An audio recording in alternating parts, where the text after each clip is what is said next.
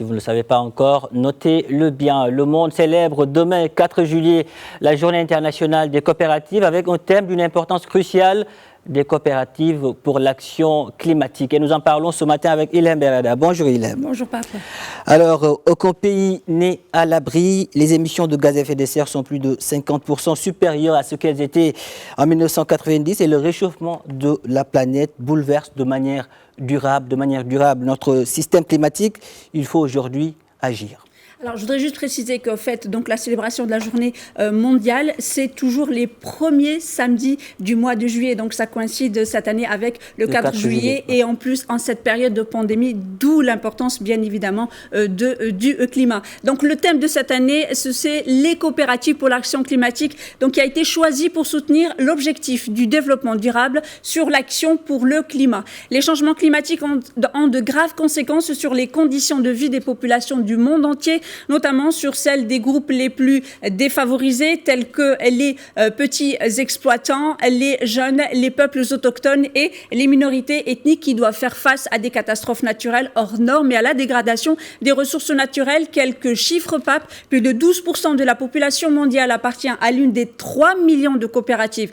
Dans le monde, elles emploient 280 millions de personnes, soit 10% de la population active mondiale. Et pour gérer donc cette communauté, c'est l'Alliance coopérative internationale qui regroupe, représente et assiste les coopératives du monde entier. Fondée en 1895, il s'agit de l'une des plus anciennes organisations non gouvernementales et de l'une des plus importantes si l'on se base sur le nombre de personnes représentées, soit 1,2 milliard de membres de coopératives sur la planète, Pape.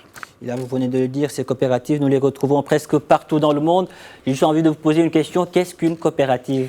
Alors, une coopérative, c'est essentiellement l'homme et non pas le profit. C'est l'humain qui est au centre donc de ces entreprises. Les coopératives sont donc des entreprises centrées sur les personnes qui sont détenues et contrôlées par leurs membres. Les coopératives rassemblent des individus de manière démocratique et sur un pied d'égalité.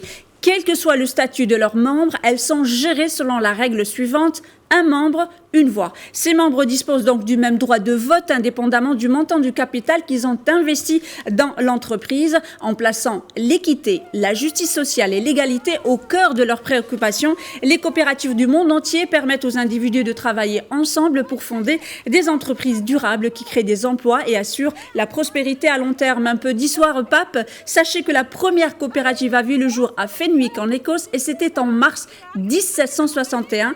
Et un siècle plus tard, un groupe de 28 artisans qui travaillaient dans les filatures de coton dans la ville de Rochdale, dans le nord de l'Angleterre, ont créé la première entreprise coopérative moderne, la Société équitable des pionniers de Rochdale. Et sachez que pour créer une coopérative, il faut au minimum 3 personnes et toujours un chiffre divisible par 3. Et là, je vais vous demander de nous faire un peu l'historique de ces coopératives dans le Royaume.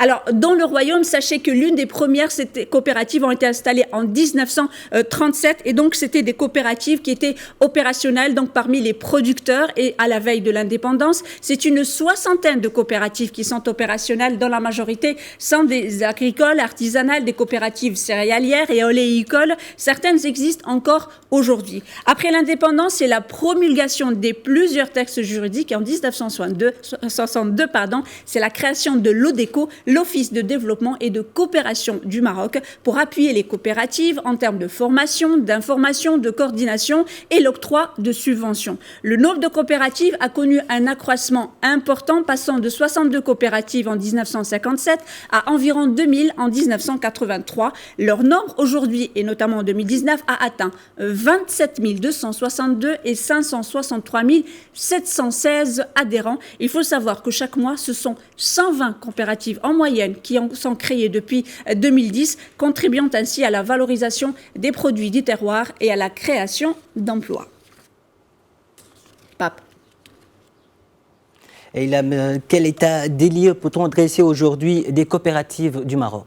votre silence m'a fait peur. Alors, les coopératives sont aujourd'hui un vrai levier du développement au Maroc pour la création de l'emploi, l'intégration de la femme dans la vie active, l'organisation du secteur informel. D'autant plus que depuis les années 2000, un intérêt de plus en plus important est porté aux coopératives par plusieurs bailleurs de fonds et notamment les programmes de l'INDH, le Maroc vert. Juste un petit mot, l'INDH, je rappelle que cette année on célèbre les 15 ans puisqu'il a été créé en 2005 par le roi Mohamed VI. Donc c'était pendant les mois de mai. Donc grâce aux appuis financiers et formations disposés au profit des coopératives dans des programmes de plusieurs instances concernées par le développement des activités génératrices de revenus organisées dans des coopératives chaque mois, comme je le disais tout à l'heure, c'est quand même 120 coopératives qui sont créées et donc bien sûr dans différents secteurs et qui contribuent donc à la valorisation